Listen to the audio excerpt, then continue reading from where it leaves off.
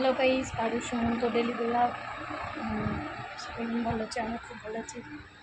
তো এইভাবে ঘুম উঠেছি সকাল 8টায়, উঠে সব কাজ হয়ে গেছে, ঘর দৌড় মোছা হয়ে গেছে।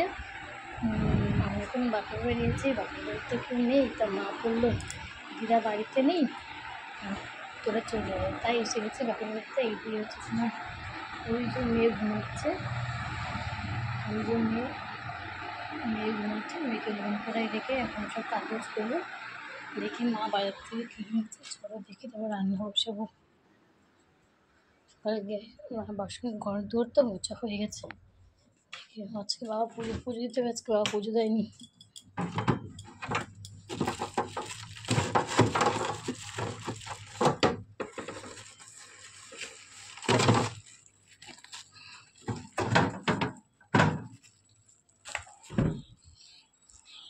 চলো দেখি প্যাকেটটা কে এনেছে, কি মাছ।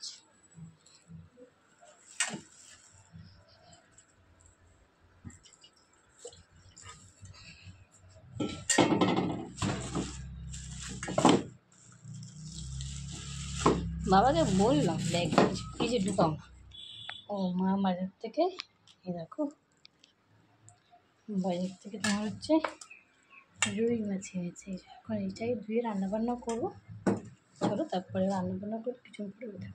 এই গাইস, আবার চলে আসলাম একদিকে, তোমার রান্না করছি, তারপর ভাত বসিয়েছি। আর একদিকে মাছ ভাজা হচ্ছে, মাছ ভাজা করলে মাছের ভাজা করে রেখে দেখি বোন কখন আসবে। বোন আসলে আবার ওই শ্বশুর যেতে হবে জল আনতে, মেঝে স্নান করাবো। 12টা তো বাজতেই গেছে, দেখি কখন আসে। তাই তখন রান্না করার পরে দেখা হয়নি, আমার মেয়ে কান্না করছিল। রান্নাবান্না করে স্নান করে মোবাইলকে খুলে খুলে দিয়ে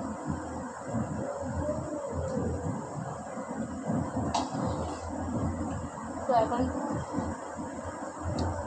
এবার ভাত ভাজে, মাছ ভাজলো, মাছ ভেজে এখন নেড়ে ভাত খাচ্ছে। আর আগে প্রত্যেকদিন দিত, আর এখন মাঝে মধ্যে দেয়। দিনা এখন এখন মাঝে মধ্যে বলছে মিথ্যা কথা বলছে। কেমন আছেন? তখন মেয়ে ঘুমাচ্ছিল না, মেয়েটা বাজারে গেলাম, কালকে এক জায়গায় যাবো, যদি কেনাকাটা করতে গেছিলাম।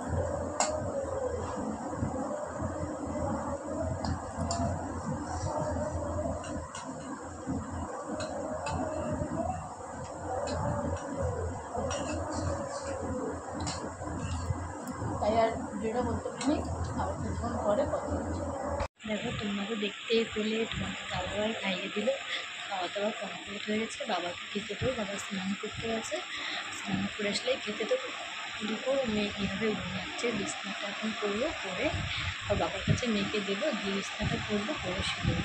দিদা না থাকলে যে কত কাজ করতে হয় বাড়িতে বলবো, আর দিদা থাকলে এত কাজ একটাও করি না। দিদা নাই বলে এত কাজ করতে হবে। তো গাইস বাই, ভালো ভিডিওটা ভালো লাইক করুন, শেয়ার করুন, সাবস্ক্রাইব করে দিন।